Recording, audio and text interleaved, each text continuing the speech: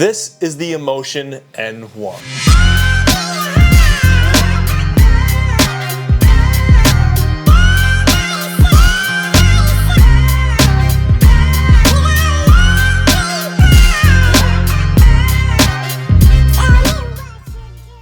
This projector is a device that is not only easy to use, but it's officially licensed with Netflix.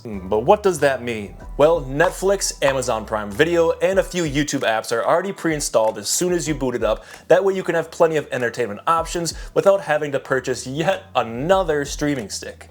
And let me tell you, I've got plenty. We'll take a look at the features of the Emotn N1, how it performs, and if it's worth the investment of $399. Let's take a look at what we get inside the box. Right off the bat, I can tell that it's very nicely packaged. We don't have to worry about it getting damaged or dirty during the shipping process. Now that is if you can trust your local Amazon, FedEx, or UPS driver to not just yeet the box onto your doorstep. First off, you get the Emotn N1 projector, obviously, and by just taking it out of the packaging, I can tell how portable and lightweight this N1 is. Now speaking on portability, it's not the smallest in the market, but that a little bit increased size allows it to pack in two 5-watt speakers, which are plenty loud for indoor or outdoor use. As you can tell, I won't be able to test that out quite yet, but maybe in June the snow will melt in Wisconsin. But I'll cover the audio a little bit more here in a bit. You also get a remote control, a power brick and AC cable, and a manual. If we take a look at some of the features, the projector has a Full HD 1080p native display, HDR10+, and a brightness of 500 ANSI lumens. The recommended projector screen size is 60 to 120 inches. I'll be using mine at roughly 120 inches because for my setup, this is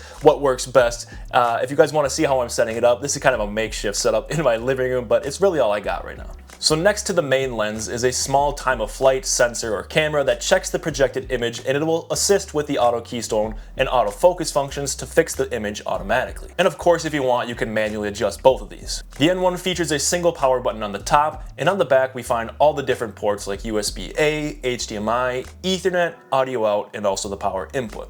The setup was very easy, which is intended by design like I mentioned earlier. Connect to Wi-Fi, which supports both 5 GHz and 2.4.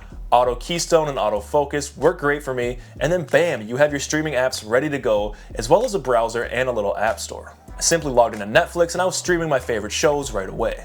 And you know I had to take a look at Scump's newest video because the live comms are back, baby. Man, the nostalgia is real. The 5-watt speakers that I had mentioned earlier, very nice. The Dolby Audio even sounded super crisp at 100% volume, which is really nice and something that I don't see a lot in other projectors for when you want to watch an action movie and crank it all the way up to 100. The picture quality is also much better than expected. It's listed at 1080p, but it could pass for 4K if you didn't know the specs beforehand. Another really cool feature that I can't personally test out because I have an iPhone is the ability to screen mirror, which is really cool because if you're not happy with the pre-installed apps, you can simply just load up whatever you want on your Android device and you can screencast that right to the N1 projector. You know, as a kid I always wanted to play Call of Duty on a projector because I had a friend whose dad had a projector set up in their basement, like the screen and everything, and this was like 12 years ago, so it was super rad, and he played Call of Duty on it and all the Grand Theft Auto. Now undoubtedly there's going to be some input lag, but we gotta try it.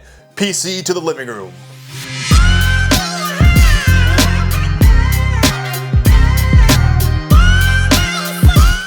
Oh man, PC on the floor. This is outrageous. Put you in jail right away. No trial, no nothing. Right to jail. Even though I'm almost 30 years old, I assure you I can still sweat. 140 FPS? Yeah, we got some input lag, that's for sure, but look at this ping, 999 milliseconds.